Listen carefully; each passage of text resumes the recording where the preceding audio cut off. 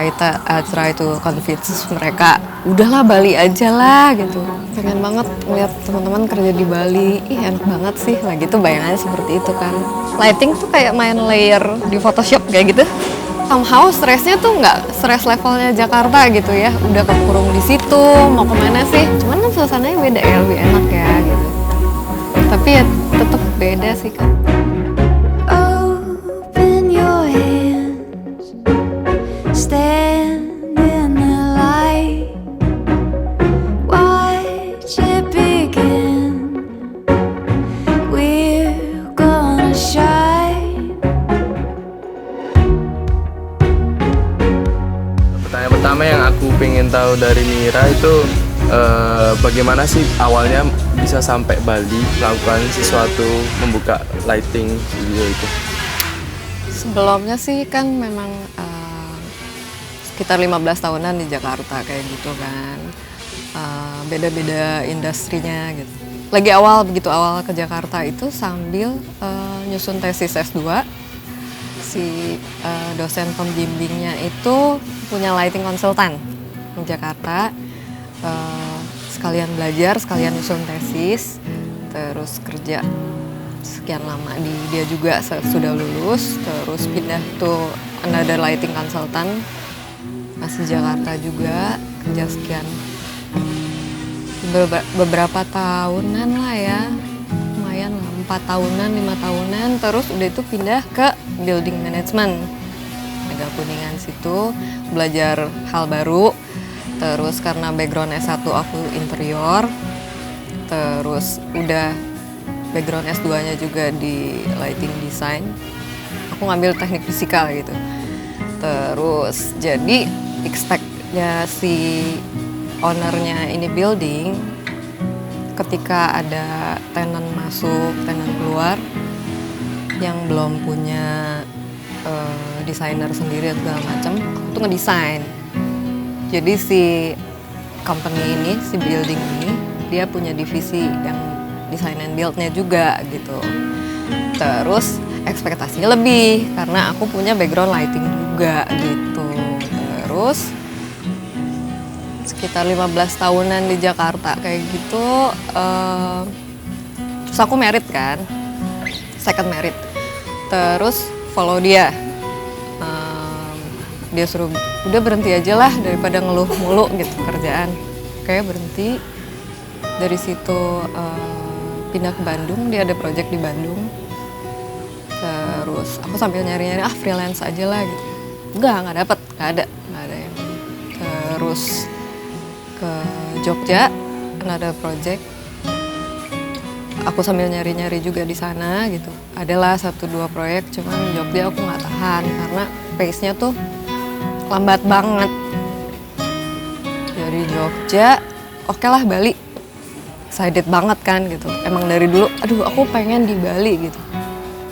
Oke lah Bali, kita coba aja. Coba, sekian lama, setahunan, masih kontak-kontakan sama teman-teman lighting design sama supplier Jakarta kayak gitu.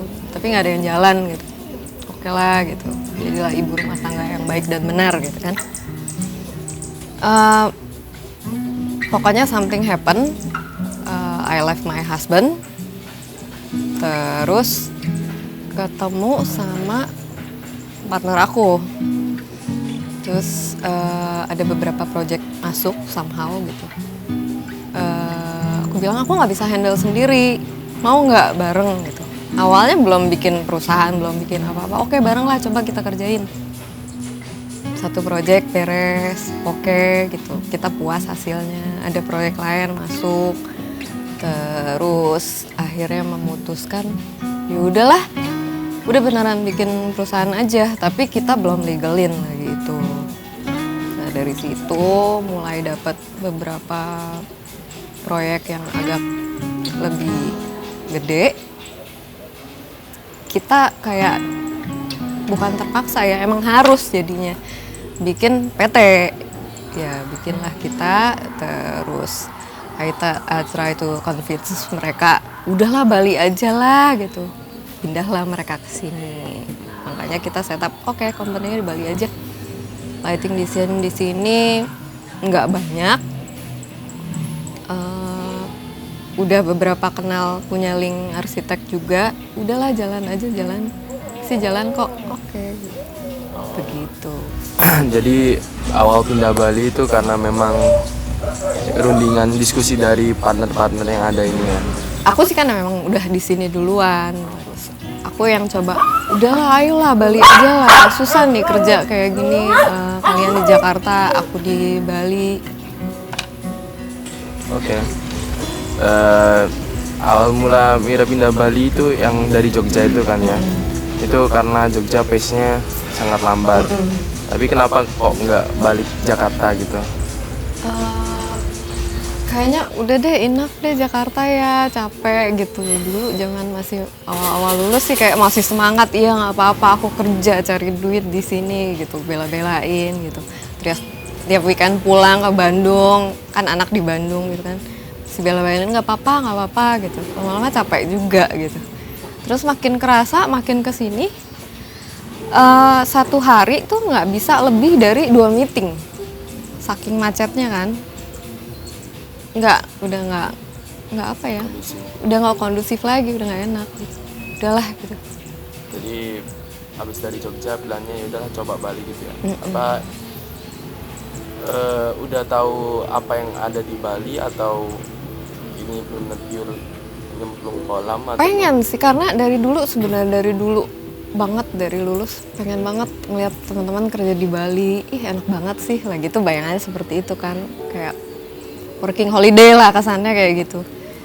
Terus kebetulan di Bali udah ada beberapa temen kan gitu. Oh oke. Terus lebih santai, tapi job yang terselesaikan porsinya lebih gede gitu daripada di Jakarta yang memang on time dan segala macam kayak gitu. Mungkin udah kayak pikirannya udah penat duluan kali ya, nggak bisa mikir makanya lambat gitu. Di Bali karena lebih santai, goal yang tercapai lebih banyak gitu loh. Lebih cepat, lebih banyak. Padahal lebih santai. ada bisa begitu ya? Bisa gitu. Mungkin karena bidangnya bidang desain kan ya, masuknya kreatif ya. Kalau udah buntu kan susah ya mikir ke sananya lagi. Ide lebih gampang muncul gitu kayaknya. Oh udah ini aja gitu, lebih cepat gitu kayaknya. Banyak inspirasi yang datang gitu ya secara tidak langsung. Terus di sini lebih gampang ketemu sama teman-teman arsitek juga, jadi tukar pikirannya lebih lancar kan gitu. Oh iya ya benar juga ya dia bilang gini gitu. Coba kalau diterapin di lighting kayak gimana ya gitu. Memang di Jakarta sama Bali arsitek banyak di Bali atau Enggak, banyak di Jakarta tetap. Tapi Bali banyak. Tapi dibanding Jakarta memang lebih banyak di Jakarta. Dan Bali tuh kayak udah punya pasarnya sendiri gitu ya. Gitu. Oke, jadi tadi aku kan sempat tanya dari pekerjaan ini kan basically bisa work anywhere kan, tapi enggak juga kan. Itu berarti klien kebanyakan ada di Bali dong ya? Klien kebanyakan ada di Bali. Kita masih punya klien-klien di Jakarta juga. Jadi memang mungkin di awal kita korespondensi, kalau enggak WhatsApp, kalau enggak memang video call untuk si project yang akan baru mulai. Seudah itu ya kita tetap harus mendatangi. Karena presentasi di awal, di konsep itu kan penting banget sampai approval. Nah sisanya bisa kita tinggal lagi sampai kita develop gambar kerja yang benar, baru kita datang lagi ke sana, jelasin teknis. Terus udah itu bisa ditinggal dulu. Tapi aktif komunikasi sama tim mechanical electricalnya. Karena mereka harus instalasi dan beberapa detail kan butuh bantuan kita ya. Nah setelah itu terpasang nih si lampu-lampu yang kita desain, kita spekin. Datang lagi, kita buat tescom. Jadi kan kayak misalnya ada beberapa lampu downlight di sini. Sebelum di adjust kan dia ke bawah aja semua gitu, atau enggak malah arahnya ngaco gitu. Nah itu bisa bikin si kesan gelap itu gitu, makanya kita harus datang lagi dan memang adjust ke posisi-posisi yang memang kita mauin, spot-spot yang kita butuhkan gitu. gitu. Iya sih. Oh jadi gitu ya workflow-nya. Emang bisa kerja anywhere, but tetap harus Tetap harus. kayak mempresentasikan apa yang. Oke oke. Oke. Terus di Bali ini bisa dijelasin nggak sih lighting ini tuh kayak gimana sih? Kita tuh di arsitektural lighting. Jadi memang fungsi kita ada di sini itu membantu interior designer, landscape designer, terutama arsitek untuk mengenhance di samping memang harus ada task lighting ya, karena baca harus jelas, mau makan masa gelap-gelapan nggak kelihatan makannya nggak nikmat juga gitu kan. Dengan touch si estetika itu sendiri. Nah, kalau misalnya dilihat dari secara keseluruhan, masing-masing desainer itu, arsitek, landscape, atau interior, mereka kan udah bawa konsep sendiri nih. Gitu. Bangunan saya kuat di sisi mana gitu. Kita harus pinter-pinter nangkap itu.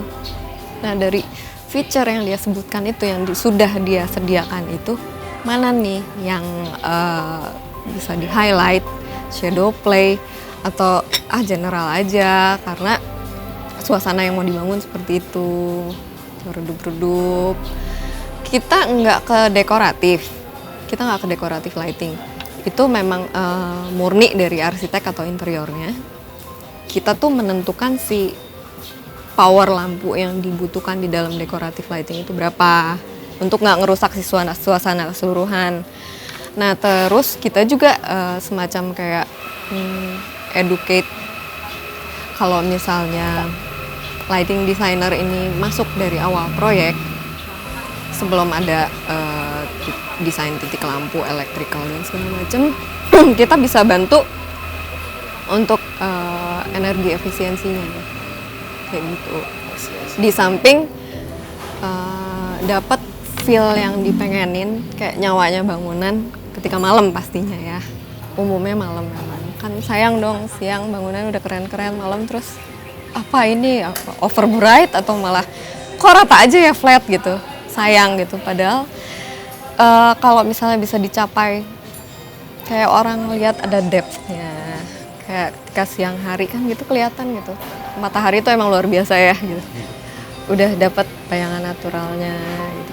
Nah, malam tuh tinggal di-enhance seperti itu biar tetap dapat depth-nya, tapi ada aksennya. Jadi kayak lighting tuh kayak main layer di Photoshop kayak gitu.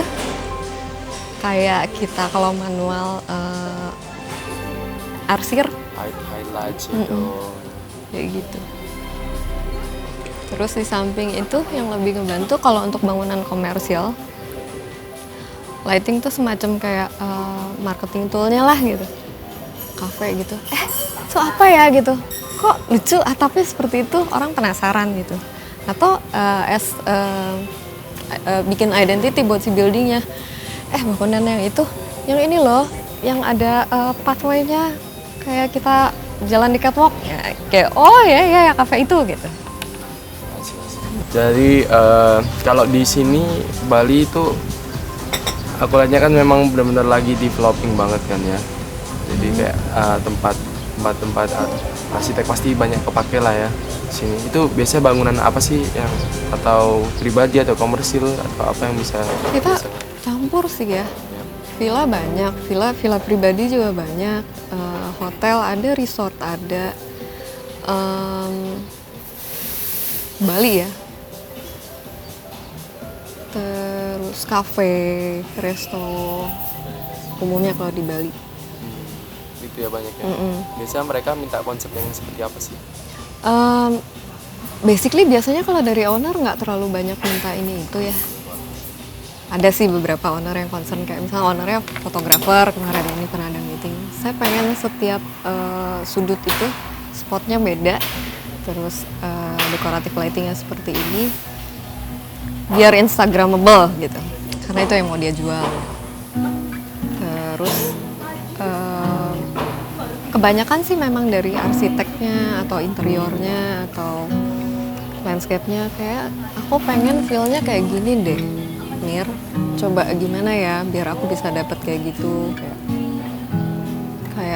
ada satu proyek resort semacam kayak dia mau bikin kayak hideaway place gitu kan. Terus, ya udah kayak dibikin misterius gitu depannya, nggak terlalu terang gitu, gelap-gelap aja, tiba-tiba ketemu logonya, terus baru pelan-pelan kayak masuk scene gitu, dari redup ke terang, terus oh iya ngeliat atapnya nyala, terus baru masuk ke lobby, terus kayak kita bawa suasana yang lobby di dim down lagi, terus mulai gelap lagi karena masuk ke landscape, naik ke bridge, terus bridge-nya nggak usah terang, soalnya ini arsiteknya ngomong, kan kita ada waterfall gitu.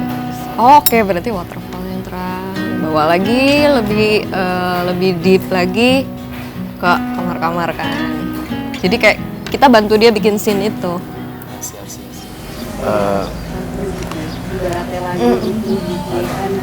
Ada yang naiknya, dibangun suasana orangnya gitu ya.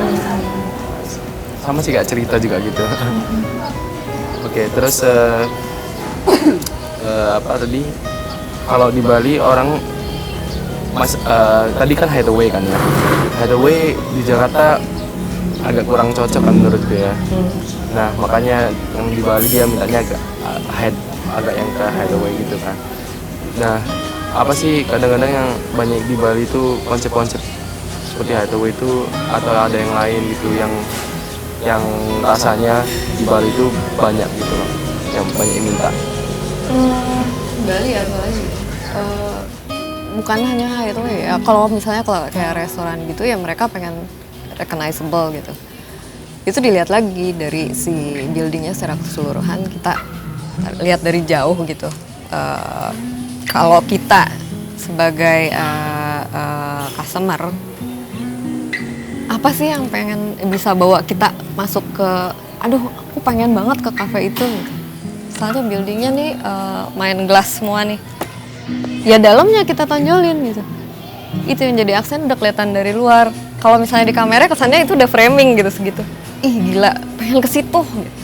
Itu. Cuman nggak ada itu ya, permintaan khusus tentang misal kafenya dekat sawah gitu atau gimana. Mungkin kalau ada sih ya. itu justru biasanya kita nyaranin kalau misalnya ternyata dia pinggir pantai, either itu cafe, either itu hotel, either itu resort, dia pinggir pantai. Pertama tentunya kita mikirin sisi safety dulu dong. Orang berenang malam-malam ke gulung ombak amit-amit ya. Tapi kan harus kelihatan dong gitu sisi safety. Nah dari situ, dari sisi safety itu masuknya ke task lighting lah ya. Cara yang paling gampang adalah nyorot sisi pinggiran pantai sampai ke tepi air, kayak gitu kan. Nah itu bisa bagus. Selain safety itu bisa bagus buat view-nya orang juga. Jadi karena disorot ke situ kan searah nih ya, ombak yang datang tuh otomatis kayak glow gitu loh, kena si lampu ini. Jadi nilai tambahnya itu tuh biasanya kita jelasin kenapa kita butuh lampu sorot ini ke arah pantai. Selain sisi safety, ini nanti dapat ini loh gitu. Oke, gitu. Sawah juga bisa sama sih treatmentnya, cuman beda mungkin nanti degree si lampu yang kita pilih kayak gimana gitu. Banyak yang tempat-tempat seperti itu ya kalau di sini ya, atau di kota gitu. Rata-rata kalau misalnya resort ya misalnya, mereka nggak punya view tuh mereka ciptain sendiri, bikin view-viewan gitu. Either bikin waterfall, either bikin apa ya, kayak spot sendiri yang instagramable gitu. Oke. Terus kalau tadi ini balik tentang pekerjaan yang begini, kalau di Jakarta kan lebih banyak hour tapi lebih tidak produktif kan. Buat saya, nggak tahu buat orang. Buat saya juga. Enggak sih, nggak di Jakarta sih. Terus kalau di sini gitu, kok bisa sih? Unsur apa sih yang mendukung adanya seperti itu? Kok bisa terjadi lebih dikit hour tapi kerjaannya lebih selesai banyak? Mungkin nggak stres. Terus udah itu Kerjaan lebih banyak kan? kerjaan yang dicapai lebih banyak sih. Iya benar. Tapi tidak stres. stres, cuman somehow stresnya tuh nggak stres levelnya Jakarta gitu ya. Udah kekurung di situ, mau kemana sih? Mau lagi gitu kan, kayak nggak bisa mikir, malah makin nggak bisa mikir gitu. Kalau di sini kayak, aduh stres nih, jangan tambahin lagi dong, ini diatur dong jadwalnya. Aku minta-minta ke Piping gitu kan, Piping, itu SPK bisa nggak, jangan sekarang. Terus kayak, tapi di luar itu kayak yang udah makan siang sebentar tuh udah kayak, ya oke, mulai lagi, udah bisa mikir lagi gitu. Kayak cuman ke depan ngopi, udah sih, udah gitu. Kalau nggak ya ngelihat ginian gitu. Kalau nggak main sama bestie, office dog gitu kan, udah gitu kayaknya. Kalau Jakarta tuh kayak mungkin karena pikirannya udah kayak, enggak lah ini semua stres lah, I hate Monday dan segala macam. Aduh ini mesti ini, jadwalnya gini, bener-bener kayak nggak fleksibel sama sekali gitu. Kayak aduh jam segini harus meeting, berangkat dari 2-3 jam sebelumnya gitu kan, lebih sedikit yang bisa diselesain gitu. Capek di jalan ya. Oke, pertanyaan ini yang aku mau tanya, kalau biasa ngerjain sesuatu tentang ini, pekerjaan ini biasa cari di mana sih? Ada office-nya kan? Kita ada office. Apakah di office terus atau mencoba tempat lain untuk Tergantung mood sih. Oh gitu. Terus kita juga kan biasa bagi-bagi tugas nih gitu. Kalau misalnya lagi full load untuk kerjaan desain, yang cari klien, cari proyek, partner aku nih satu lagi. Kalau enggak, Piping, udah pisah-pisah semua gitu. Aku memang difokusin di bagian desainnya gitu. Kebetulan sekarang udah ketambahan staff satu, agak membantu lah gitu. Disambil aja, kayak kalau mau meeting sama klien nih gitu, tapi pilih tempatnya yang enak lah, sekalian kita duluan sampai situ kerja dulu aja, kan enak nih suasana baru gitu. Klien datang oke, langsung meeting gitu. Disambil gitu, sambil jalan. Kalau misalnya kita semua lagi kayak bengong kayak bego gitu ya, kita ngapain ya, ih cabut yuk gitu, barengan gitu. Oke, kita bahas yuk desain ini gimana barengan gitu, dapat lo apa gitu. Jadi tergantung mood di kantor gitu ya. Kalau pengen cabut ya cabut gitu ya. Enak dong ya. Enak. Itu something that we cannot get in Jakarta, right? Dulu sometimes tempat aku kerja dulu ya, masih di konsultan lighting. Itu bisa jadi kayak yuk bareng-bareng yuk ke cafe ini. Nanti di situ kita bahas memang kerjaan segala macam. Cuman kan suasananya beda ya, lebih enak ya gitu. Tapi ya tetap beda sih kan, kafe Jakarta ya gitu kan gitu loh, kayak bawaannya udah terkungkung, itu lagi bangunan lagi, building lagi, ini lagi gitu. Apa sih, ada nggak sih harapan untuk Bali ke depannya biar bisa gimana gitu? Bisa gimana ya maksudnya, jadi kalau buat aku ini udah perfect gitu. Suasana yang kayak gini, suasana kerja yang seperti ini gitu. Orang-orang yang jauh lebih ramah ya daripada Jakarta. Ya jelas mungkin karena tingkat stresnya juga gitu. Terus orang-orangnya open, kayak new idea dan segala macam gitu. Buat aku perfect yang seperti ini gitu. Tapi yang mesti diperbaiki mungkin gini ya, kita somehow ke expat over treat ya, nggak boleh gitulah, sama aja. Klien ya klien, sama lokal manapun expat, nggak ada istimewanya kok, sama semua, nggak kayak gitu. Oke, bagus.